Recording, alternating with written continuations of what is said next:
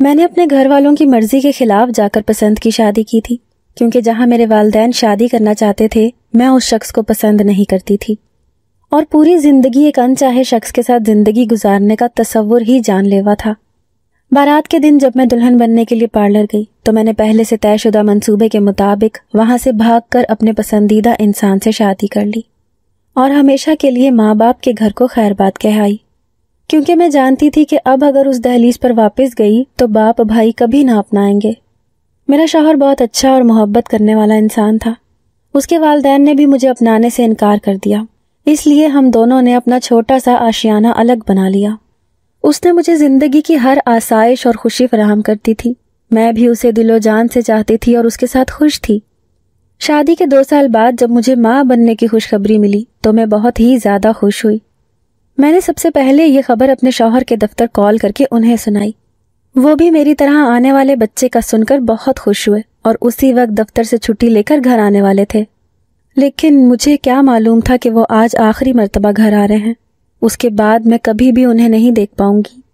کاش مجھے پہلے ہی علم ہو جاتا اور میں انہیں روک دیتی۔ دفتر سے خوشی خوشی گھر واپس آتے ہوئے میرے شوہر کی موٹر سائیکل کا ایکسیڈنٹ ہو گیا اور وہ موقع پر ہی دم توڑ گئے۔ کچھ دیر بعد میرے شوہر آخری مرتبہ 4 کندھوں پر گھر واپس آئے اور ہمیشہ کے لیے مجھے اکیلا چھوڑ گئے۔ یوں میرا بچہ دنیا میں آنے سے پہلے ہی باپ کے سائے سے محروم ہو گیا اور میں بھی بھری جوانی میں نہ صرف بیوہ ہو گئی بلکہ اتنی بڑی دنیا میں اکیلی رہ گئی۔ اپنا سگا رشتہ تو کوئی رہا نہ تھا، غیروں کے در پہ جانے والا زمانہ نہیں تھا۔ کہاں جاتی اور کس سے مدد مانگتی؟ صرف میرے شوہر کی ایک دور کی رشتہ دار تھیں جنہیں ہم خالہ کہتے تھے۔ خالہ بھی میری طرح دنیا میں اکیلی تھی۔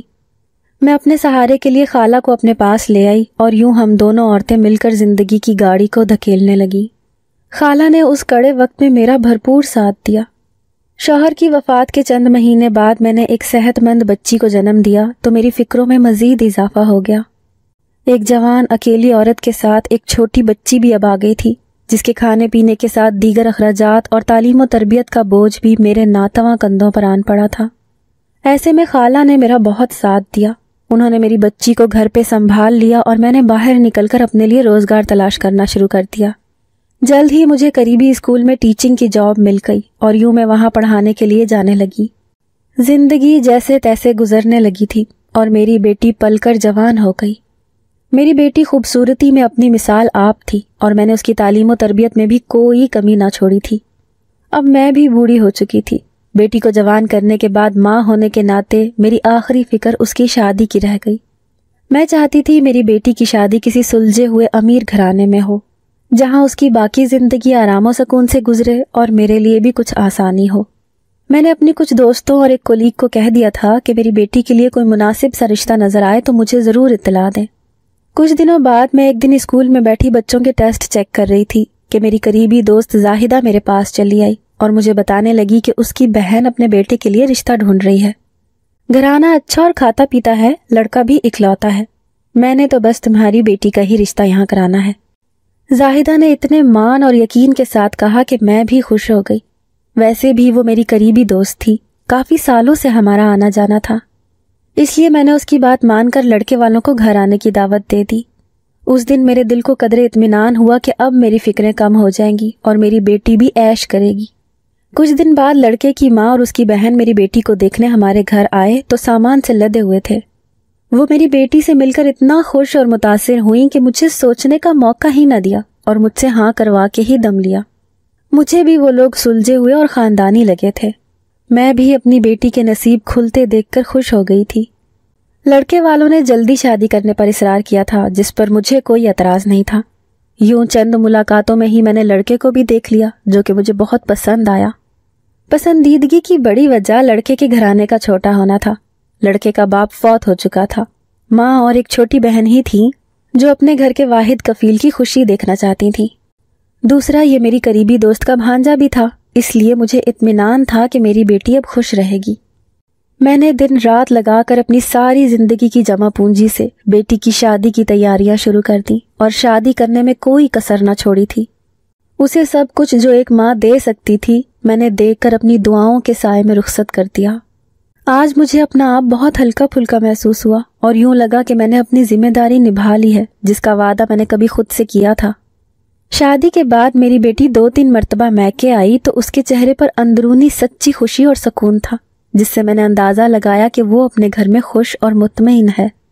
مجھے اس بات کی زیادہ خوشی تھی کہ میری بیٹی کی شادی امیر گھر میں ہوئی ہے، لیکن کچھ مہینوں بعد جب وہ حاملہ ہوئی تو اس نے مجھے یہ خبر سنا کر بے چین کر دیا کہ وہ اپنی ساس کے ساتھ گاؤں میں رہنے جا رہی ہے، کیونکہ اس کے شوہر کو کام کے سلسلے میں ملک سے باہر بھیجا جا رہا ہے اور اب اتنے بڑے شہر میں وہ اور ساس اکیلے نہیں رہ سکتے، اس لیے اب وہ لوگ اپنی رہائش گاؤں میں رکھیں گے۔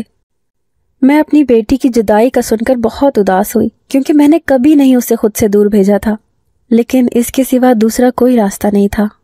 میں دل پر پتھر رکھ کر اسے ملنے گئی اور وہ بھی مجھ سے مل کر خوشی خوشی ساس کے ساتھ گاؤں چلی گئی۔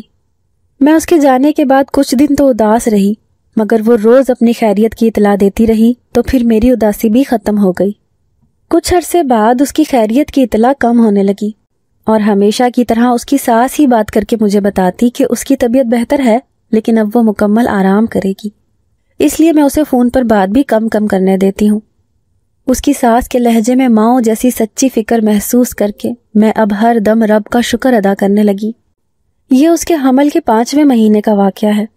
ایک رات میری بیٹی کے سسرال سے اچانک فون آیا کہ اچانک طبیعت خراب ہونے سے اس کا انتقال ہو گیا ہے۔ میرے لیے یہ خبر کسی بڑے طوفان سے کم نہ تھی۔ اس جان لیوا خبر نے میری تو کمر ہی توڑ کر رکھ دی تھی۔ میں نے رو رو کر اپنا حال برا کر لیا تھا۔ مجھے اپنی بیٹی کے سسرالی گاؤں کا کچھ علم نہیں تھا۔ مجھے جلدی اس کے جنازے میں گاؤں پہنچنا تھا۔ میں نے اپنی دوست زاہدہ کو کال کی تو اس نے مجھے بتایا کہ وہ پہلے ہی گاؤں گئی ہوئی ہے۔ میں نے اسے کہا کہ وہ مجھے کچھ تو رہنمائی کرے تاکہ میں اپنی بیٹی کا آخری دیدار تو کر سکوں۔ اس نے مجھے جان چھڑانے کے انداز میں گاؤں کا پتہ سمجھایا اور کھڑاک سے فون بند کر دیا۔ میں اپنی بیٹی کے غم میں رو رو کر نڈھال ہوئی تھی، لیکن اس وقت خود کو سنبھال کر جیسے تیسے گاؤں جانے والی بس میں سوار ہو گئی۔ 2 دن کے تھکا دینے والے سفر کے بعد میں گاؤں پہنچی تھی۔ اس دوران میں نے اپنی بیٹی کے سسرالیوں کی منتیں کی کہ میرے آنے تک میری بیٹی کو دفنایا نہیں جائے، کیونکہ میں ایک آخری مرتبہ اسے دیکھنا چاہتی تھی۔ میں جب اپنی بیٹی کے سسرال پہنچی تو گھر میں مہمانوں کا خوب تانتا بندھا ہوا تھا اور گھر لوگوں سے بھرا ہوا تھا، لیکن یہ بات بہت حیران کن تھی کہ میری بیٹی کو ایک الگ تھلگ کمرے میں اکیلے چارپائی پر ایک بڑے سے کمبل میں لپیٹ کر ڈالا ہوا تھا۔ میں روتے ہوئے اپنی بیٹی سے لپٹ گئی اور دھاڑے مار مار کر رونے لگی۔ شوہر کی وفات کے بعد بیٹی ہی زندگی کی جینے کا سہارا تھی، وہ سہارا بھی آج چھن گیا تھا۔ کچھ ہی دیر بعد کچھ خواتین اندر آئیں کہ اب جلدی ہی جنازہ ہوگا، اس لیے دوسری مرتبہ نمازی کر کے نیا کفن پہنایا جائے گا۔ میں چپ چاپ روتے ہوئے ایک طرف ہو گئی اور 1 گھنٹے بعد میری بیٹی کو دوبارہ سے نئے کفن میں لپیٹ کر اسی چارپائی پر ڈالا گیا۔ اب اس کے جانے کا وقت ہو گیا تھا، لیکن اس دوران عجیب واقعہ پیش آیا۔ ایک ملازمہ پانی پلانے میرے قریب ہوئی اور اس نے مجھے کہا کہ میں تھوڑی دیر بعد سب خواتین کو کمرے سے نکل جانے کا کہوں تو وہ مجھے میری بیٹی کے متعلق بڑی خبر سنائے گی۔ یہ سن کر میں بے چین ہو گئی اور جیسے ہی میری بیٹی کو دوبارہ اس کی جگہ پر لایا گیا تو میں نے خواتین سے درخواست کی کہ کچھ دیر اس کمرے میں مجھے میری بیٹی کے ساتھ اکیلا چھوڑ دیا جائے۔ ویسے بھی اب یہ ہمیشہ کے لیے مجھے چھوڑ کر جا رہی ہے، میں کچھ وقت اکیلے بتانا چاہتی ہوں۔ میری بیٹی کی ساس نے سب عورتوں کو کمرے سے باہر نکال کر صرف ایک ملازمہ کو کمرے میں چھوڑ دیا۔ میں ایک بار پھر اپنی بیٹی سے لپٹ کر رونے لگی۔ مجھے یوں محسوس ہوا جیسے میری بیٹی طبعی موت نہیں مری۔ اسی متعلق ملازمہ مجھے بتانا چاہتی ہے۔ میرے پاس کھڑی ملازمہ کچھ دیر میرے چہرے کی طرف دیکھتی رہی اور پھر دوڑ کر میرے پاس آئی۔ اس نے میرے کان میں سرگوشی کی کہ میری بیٹی زندہ ہے۔ میں نے اس کی طرف غیر یقینی سے دیکھا کہ ایسا کیسے ہو سکتا ہے، تو پھر اس نے مزید کہا کہ خود ہی دیکھ کر یقین کر لو۔ میں نے فوراً بیٹی کا کفن ہٹایا تو مجھے محسوس ہوا کہ میری بیٹی کی سانسیں مدھم چل رہی ہیں، البتہ اسے کوئی ایسی زہریلی چیز کھلائی گئی ہے جس سے اس کے ہونٹ اور جسم نیلا پڑ چکا ہے۔ ملازمہ جھوٹ نہیں بول رہی تھی، میری بیٹی زندہ تھی، لیکن اسے جلد سے جلد یہاں سے نکالنے کی ضرورت تھی۔ میں نے ملازمہ کے سامنے ہاتھ جوڑے کہ وہ میری مدد کرے اور میں جیسا کہتی ہوں ویسا ہی وہ کرے۔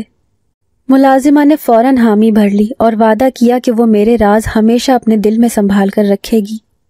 ساتھ ہی میں نے اسے اپنے شوہر کی آخری نشانی، سونے کے 2 کنگن جو میں ہمیشہ اپنی کلائیوں میں پہنے رکھتی تھی، نکال کر ملازمہ کی مٹھی میں دبا دیے اور جلدی جلدی اپنا لباس اتار کر ملازمہ کو دے دیا۔ کہ وہ میری بیٹی کو یہاں سے فوراً لے جائے اور اسے کسی محفوظ مقام پر چھپا دے۔ اس کے بعد میں نے بیٹی کو چارپائی سے ہٹایا اور خود کفن اوڑھ کر لیٹ گئی، کیونکہ مجھے اب سچ کا پتہ لگانا تھا کہ میری بیٹی کے ساتھ آخر یہ ظلم کیوں ہوا ہے۔ ملازمہ نے سمجھداری سے میرا چہرہ کفن میں چھپا دیا اور تھوڑی دیر بعد سب کو بلا کر کہا کہ لڑکی کی ماں اپنی بیٹی کا آخری دیدار کر کے پچھلے دروازے سے نکل گئی ہے۔ وہ جاتے ہوئے کہہ گئی ہے کہ آج سے میرا اس خاندان سے کوئی تعلق نہیں رہا اور میری بیٹی کو یہیں دفن کر دیا جائے۔ ملازمہ کی بات سن کر جہاں گاؤں کی عورتیں مجھے لان تان کر رہی تھیں، وہیں میری بیٹی کی ساس اور اس کی بہن مجھے باقاعدہ برے برے القابات سے نوازنا شروع ہو چکی تھیں۔ میں ان کی زبان سے اپنے خلاف اگلتی ہوئی غلاظت سن کر دنگ رہ چکی تھی، لیکن میں سانس روکے کفن میں دبکی رہی۔ کچھ ہی دیر بعد مرد حضرات آئے اور جنازے کی چارپائی کو اٹھا کر لے گئے۔ میں نے یہاں اپنی زندگی کی سب سے بڑی آزمائش کے ساتھ مقابلہ کیا تھا اور بہت ہمت و حوصلے کے ساتھ سب کچھ سہا۔ ایسا کڑا امتحان صرف ایک ماں ہی پاس کر سکتی ہے۔ اب باقاعدہ میرا جنازہ پڑھایا گیا اور مجھے قبر کی گہرائیوں میں اتارا گیا۔ میں یہ سب کچھ ہوش و حواس رہ کر دیکھتی، سنتی اور برداشت کرتی رہی۔ جب گورکھن نے قبر کو بند کر کے کچی مٹی کا لیپ لگایا تو ڈر اور خوف سے اس دن مجھے اپنی سانس حقیقی معنوں میں بند ہوتی محسوس ہوئی۔ میں دل ہی دل میں دعائیں کرتی رہی کہ جلد اس مصیبت سے باہر نکل آؤں۔ جب تمام رسومات کی ادائیگی کے بعد سب لوگ قبرستان سے رخصت ہو گئے تو پھر وہی ملازمہ جو میری بیٹی کو لے کر گئی تھی وہ چپکے سے وہاں چلی آئی۔ اس نے جلدی جلدی کچی تازہ مٹی سے بنی ہوئی قبر کی کھدائی کر کے مجھے باہر نکال لیا اور ہم دونوں نے مل کر قبر کو دوبارہ پہلے کی طرح ہی بند کر کے لیپ لگایا۔ میں نے اس کا شکریہ ادا کیا اور فوراً سے پیشتر اپنی بیٹی سے ملنے کی خواہش ظاہر کی، جس پر اس نے مجھے بتایا کہ وہ اسے یہاں سے بہت دور ویرانے میں لے گئی ہے، کیونکہ اسے کچھ دن یہاں سے باہر نکالنا ناممکن ہے۔ اس کے بعد وہ مجھے اپنے ساتھ گاؤں سے دور ویرانے میں لے آئی، جہاں ایک جھونپڑی میں میری بیٹی کو اس نے سب سے چھپا کر محفوظ رکھا ہوا تھا۔ میں نے ملازمہ کا شکر ادا کیا اور بیٹی کی جان بچ جانے پر رب کا شکر ادا کیا۔ یہاں میں نے ملازمہ سے اصل کہانی پوچھی کہ میری بیٹی کے ساتھ یہاں کیا ہوا ہے، جس پر اس نے مجھے بتایا کہ جس دن سے یہ لوگ گاؤں آئے ہیں میں ان کے گھر میں ملازمہ ہوں اور میں روز دیکھتی تھی کہ تمہاری بیٹی کی ساس اسے کھانے میں کوئی دوا ملا کر دے رہی ہے، لیکن میں پہلے سمجھ نہ سکی، مگر جیسے جیسے تمہاری بیٹی کی طبیعت بگڑی اور اس نے اپنا بچہ بھی اس دوران میں کھو دیا تو پھر مجھے اندازہ ہوا کہ اس کے بچے کو جان بوجھ کر مارا گیا ہے اور اب یہ لوگ تمہاری بیٹی کی بھی جان لینا چاہتے تھے، مگر اس سے پہلے ہی میں نے اسے زہریلی جڑی بوٹی شربت میں ملا کر پلا دی، جس سے اس کی دل کی دھڑکن کچھ وقت کے لیے رک گئی اور جسم نیلا پڑنے لگا اور دیکھنے والوں کو یوں لگا جیسے یہ مر گئی ہے، مگر یہ حقیقت میں زندہ ہے اور جلد ٹھیک ہو جائے گی۔ اس ملازمہ کی پوری بات سن کر میں تو سکتے میں ہی آ گئی تھی کہ یہ کون لوگ ہیں اور ان کی میری بیٹی سے کیا دشمنی ہو سکتی ہے، جس کے بدلے میں انہوں نے میری بیٹی کو اتنی تکلیف دی، حتیٰ کہ اس کا بچہ بھی مار دیا۔ بچہ تو ان کے اپنے بیٹے کی بھی اولاد تھی، پھر بھی رحم نہ کیا۔ بہرحال ان سوالوں کے جواب میری بیٹی ہی دے سکتی تھی، جو میرے سامنے زندگی اور موت کی کشمکش میں پڑی تھی۔ چند روز تک ہم اسی ویرانے میں بنی ہوئی کوٹھڑی میں چھپے رہے۔ اس دوران ملازمہ آتی اور میری بیٹی کا علاج کرتی، جس سے اس کی طبیعت اب سنبھل رہی تھی۔ ساتھ ہی وہ ملازمہ مجھے بیرونی دنیا کی خبریں بھی پہنچاتی رہی، جیسے کہ میرے داماد کو اپنی بیوی کی موت کی اطلاع دے دی گئی تھی اور اسے جنازے کی اطلاع بھی دے دی گئی، لیکن وہ اب واپس آیا ہے، جس کا مطلب تھا کہ اس سب میں وہ بھی ملوث ہے۔ دوسری جانب میری بیٹی نے اب خود سے اٹھ کر اٹھنا، بیٹھنا اور کھانا پینا شروع کر دیا تھا۔ جب وہ زیادہ بہتر ہو گئی تو اسے میں نے ساری کہانی سنائی، جس پر اسے بھی یقین نہیں آ رہا تھا۔ اس نے مجھے بتایا کہ آج تک سسرال والوں نے کبھی بھی اس کے ساتھ برا رویہ روانہ رکھا تھا، لیکن نہ جانے ان کی اس حرکت کے پیچھے کیا وجہ تھی۔ میں نے اس سے زیادہ کریدنا مناسب نہ سمجھا، ویسے بھی وہ ابھی مکمل طور پر صحتیاب نہیں ہوئی تھی۔ کچھ ہی ہفتے بعد میں اسے لے کر رات کے اندھیرے میں اپنے گھر واپس آ گئی اور یہاں آ کر بھی کسی کو بھی نہیں بتایا کہ میری بیٹی زندہ سلامت ہے، کیونکہ میں اس بات کا کسی کو بھی پتہ نہیں چلنے دے سکتی تھی۔ میں نے رفتہ رفتہ دماغ کے گھوڑے دوڑانے شروع کر دیے کہ مجھے کیا کرنا چاہیے۔ فی الحال میں کوئی بہتر فیصلہ نہ کر پائی تھی کہ ایک دن میں گھر کا کچھ سودا سلف لینے بازار گئی۔ وہاں سے واپسی پر میں اپنی بیٹی کے لیے مہنگا لباس لینے مال چلی آئی، کیونکہ میں اسے محسوس نہیں کروانا چاہتی تھی کہ وہ دوبارہ پھر سے اپنی غریب ماں کے دروازے پر آ بیٹھی ہے اور اس کی قسمت بھی اپنی ماں جیسی ہی ہے۔ میں ایک دکان پر کھڑی دکاندار سے کپڑے کی قیمت کو لے کر بحث کر رہی تھی کہ وہاں اچانک سے میرا داماد کسی غیر لڑکی کے ہمراہ داخل ہوا۔ دونوں کے درمیان کافی گپ شپ اور محبت نظر آتی تھی۔ اس نے مجھے اور میں نے اسے دیکھ لیا تھا۔ جہاں اسے کسی اور عورت کے ساتھ دیکھ کر میں حیران ہوئی، وہیں وہ بھی دنگ رہ گیا، کیونکہ ابھی اس کی بیوی کو مرے ہوئے جمعہ 8 دن نہ ہوئے تھے کہ وہ کسی اور عورت کے ساتھ وقت گزارنے پر آ گیا۔ مجھے اپنی بیٹی کے ساتھ ظلم کی وجہ کچھ سمجھ آ گئی تھی۔ میں خاموشی سے دکان سے باہر نکل آئی۔ مجھے کچھ تو اب سوچنا ہی تھا۔ میں اپنی بیٹی کو ساری زندگی یوں لوگوں کی نظروں سے چھپا کر تو نہیں رکھ سکتی تھی۔ میں نے گھر آ کر اپنی بیٹی کو ساری صورتحال سے آگاہ کیا اور اسے بتایا کہ اب یہی وقت ہے کہ ان پر خلا کا کیس دائر کیا جائے اور علیحدگی اختیار کی جائے۔ لیکن میری بیٹی نے مجھے بتایا کہ اس کا منصوبہ کچھ اور ہے۔ آپ ان پر قتل کا کیس کریں اور پولیس کو ساتھ لے کر گاؤں جائیں۔ گاؤں میں ان لوگوں کی بہت عزت ہے۔ میں چاہتی ہوں ان کا مکروا چہرہ سب کے سامنے بے نقاب ہو۔ مجھے اپنی بیٹی کی یہ بات مناسب لگی اور میں تھانے جا پہنچی۔ زندگی میں کبھی بھی تھانے اور کورٹ کچہری کے چکر نہ لگائے تھے، اس لیے دل بہت گھبرا رہا تھا، مگر شکر ہے وہاں ایک لیڈی کانسٹیبل میری جاننے والی نکل آئی۔ دراصل ان کا بچہ میری ہی کلاس میں پڑھتا تھا اور یوں میں نے اپنی بیٹی کے قتل کی FIR درج کروا دی۔ اگلے دن پولیس نے اپنی کارروائی شروع کی اور گاؤں جا کر تفتیش کی، جس پر زیادہ تر لوگوں نے یہی بیان دیا کہ میری بیٹی کا سسرال گاؤں کا مہذب گھرانہ ہے۔ میں نے پولیس سے قبر کشائی اور پوسٹ مارٹم کی درخواست کی، جسے سن کر میری دوست زاہدہ اور اس کی بہن کے ہاتھوں کے تو طوطے ہی اڑ گئے، اور وہ فوراً میری جی حضوری کرنے لگی کہ تمہاری بیٹی کو ہم نے نہیں مارا، وہ اپنے سسرال میں خوش تھی اور اپنی ہی موت مری ہے۔ لیکن میرا دل اندر سے چھلنی ہوا پڑا تھا۔ میں نے ان کی ایک بھی نہ سنی اور پولیس سے قبر کھلوانے کی درخواست کی۔ ویسے بھی قتل کے کیسز میں یہ سب کچھ کارروائی کا حصہ تھا، اور یوں گاؤں کے معزز افراد کے سامنے ایک شام کو قبر کو دوبارہ سے کھولا گیا، اور یہ دیکھ کر سب کی آنکھیں پھٹی کی پھٹی رہ گئیں کہ اندر کوئی بھی انسانی مردہ جسم موجود ہی نہیں تھا۔ یہ سب دیکھ کے تو میری بیٹی کی سانس کے چھکے چھوٹ گئے۔ لوگوں نے وہاں گواہی دی کہ قبر میں لاش کو اتارا گیا تھا اور باقاعدہ جنازہ پڑھ کر دفنایا گیا تھا۔ یہاں یہ بات تو صاف ظاہر ہو گئی کہ لڑکی کی موت طبعی نہیں ہے، گھر والے ضرور کچھ چھپا رہے ہیں اور اسی لیے لاش کو غائب کر دیا ہے۔ پولیس نے میرے داماد اور اس کی ماں کو حراست میں لے لیا اور ان کے خوب شور مچانے کے باوجود انہیں لے جا کر لاک اپ میں بند کر دیا گیا، جہاں دن رات ان کی خوب تواضع اور خاطرداری ہوئی۔ اس کے بعد دونوں ماں بیٹے نے آخر کار سچ اگل ہی دیا، جسے سن کر میرے تو ہوش ہی اڑ گئے۔ میری بیٹی کے ساتھ جو کچھ بھی ہوا یہ سب انتقامی کارروائی تھی، اور اس انتقام نے ایک مرتبہ پھر مجھے ماضی میں لا کر کھڑا کر دیا تھا، جس سے پیچھا چھڑا کر میں بھاگی تھی۔ جب ماضی میں میرا رشتہ میرے والدین نے اپنی مرضی سے طے کیا تو مجھے اس پر اعتراض تھا، کیونکہ میں کسی اور کو پسند کرتی تھی اور اسی سے شادی کرنا چاہتی تھی۔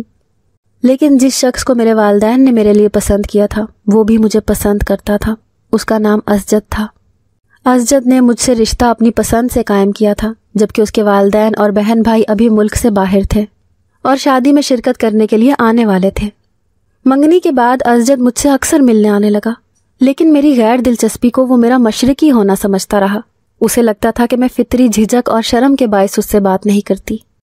وہ جب بھی مجھ سے ملنے آتا تو مہنگے تحفے تحائف لاتا، جو اس کی محبت کا منہ بولتا ثبوت تھے، لیکن میں نے کبھی بھی ان تحفوں کو اہمیت نہ دی اور اٹھا کر بے دلی سے رکھ دیتی۔ آخر کار ہماری شادی کی تاریخ طے ہوئی اور اسجد کا ملنا جلنا مجھ سے کم ہوا، تو پھر مجھے بھی اپنے پسندیدہ شخص کے ساتھ ملنے کا موقع میسر آ گیا۔ میں نے اس کے ساتھ مل کر بھاگنے کا پلان بنایا اور عین بارات والے دن بھاگ کر شادی کر لی۔ شادی کے بعد میرے شوہر نے مجھے اتنا خوش رکھا کہ میں کبھی بھی پلٹ کر نہ جا سکی اور نہ ہی کبھی ان سے رابطہ کرنے کی کوشش کی۔ حتیٰ کہ اپنے شوہر کی وفات کے بعد بھی میں نے والدین کے در پہ جانے کی ہمت نہ کی۔ لیکن میری بے وفائی کا صدمہ میرے والدین نے برداشت کر لیا تھا، جبکہ اسجد یہ خبر نہ برداشت کر سکا اور اس نے اپنی جان دے دی۔ اس دن کے بعد سے اس کے خاندان کا واحد مقصد مجھے ڈھونڈنا اور مجھ سے انتقام لینا تھا۔ اس مقصد کے لیے سب سے پہلا اور کڑا وار انہوں نے میرے شوہر پر کیا، جس کی موت کو آج تک میں ایک حادثاتی موت سمجھتی رہی۔ وہ بھی ایک قتل تھا جو اسجد کے گھرانے نے سوچی سمجھی سازش کے تحت کروایا تھا۔ انتقام کی آگ میں جلتے ہوئے اس خاندان کو اب بھی سکون نہ آیا اور انہوں نے دوسرے وار کی تیاری شروع کر دی۔ اس مرتبہ پہلے سے زیادہ لمبی پلاننگ کی تھی۔ جس اسکول میں مجھے نوکری ملی وہاں اسجد کی بہن بھی آ گئی، اور وہ زاہدہ جسے آج تک میں اپنی دوست سمجھتی تھی وہ میری سب سے بڑی دشمن نکلی۔ اس نے نہایت ہی چالاکی سے پہلے میرا اعتماد جیتا اور پھر اپنی بہن کے بیٹے کا رشتہ میرے سامنے رکھ دیا۔ اس سارے منصوبے کی اصل لیڈر زاہدہ کی بہن اور میری بیٹی کی ساس تھی، جس کا ارادہ میری بیٹی کو راستے سے ہٹا کر مجھے ساری زندگی کے لیے تڑپانا تھا۔ لیکن اس سے پہلے ہی میری بیٹی حاملہ ہو گئی اور اللہ نے یہاں بھی اس کی مدد کی۔ اس نے اپنا بچہ کھو دیا جو کہ انہی کا خون تھا، لیکن اس کی جان بچ گئی۔ اس حقیقت کا ادراک مجھ پر آج ہوا تھا کہ زاہدہ اور اس کی بہن ازجد کی بہنیں تھیں، جنہیں شادی سے پہلے میں اپنی غیر توجہی کی وجہ سے دیکھ نہ سکی تھی۔ جب زاہدہ اور اس کی بہن یہ سب کچھ تھانے میں بیٹھی ہوئی سنا رہی تھی، میرے پیروں تلے سے زمین نکلتی جا رہی تھی۔ میں سوچ بھی نہیں سکتی تھی کہ انسان بدلے کی آگ میں اس قدر اندھا بھی ہو سکتا ہے۔ وہ گناہ جو میں نے کیا ہی نہیں تھا، اس کی سزا ان عورتوں نے مجھے اور میری بیٹی کو دی تھی۔ جب وہ لوگ کہانی سنا کر بس کر چکی اور ان کے پاس بولنے کو کچھ نہ رہا، تو پھر میں نے اپنی بیٹی کو گھر سے بلا لیا، اور جب وہ سب کے سامنے زندہ سلامت آئی تو سب کی آنکھیں کھل گئیں۔ میں نے پولیس کو آگے کی کہانی سنائی کہ کیسے جنازے کے وقت مجھے حقیقت کا علم ہو گیا تھا اور میں نے اپنی بیٹی کی جان بچا لی تھی، جبکہ یہ سب کچھ اس کے خاندان کی اصلیت سامنے لانے کے لیے کیا تھا۔ بے شک انہوں نے مجھ سے میرا شوہر چھین لیا اور اب میری بیٹی چھیننے کی کوشش بھی کی، لیکن ان سب کو بھی خدا نے دنیا میں ذلیل و رسوا کر دیا تھا۔ دنیا میں تو سزا کاٹ ہی رہے تھے، لیکن جو سزا آخرت میں ملنی تھی اس کا حساب ابھی باقی تھا۔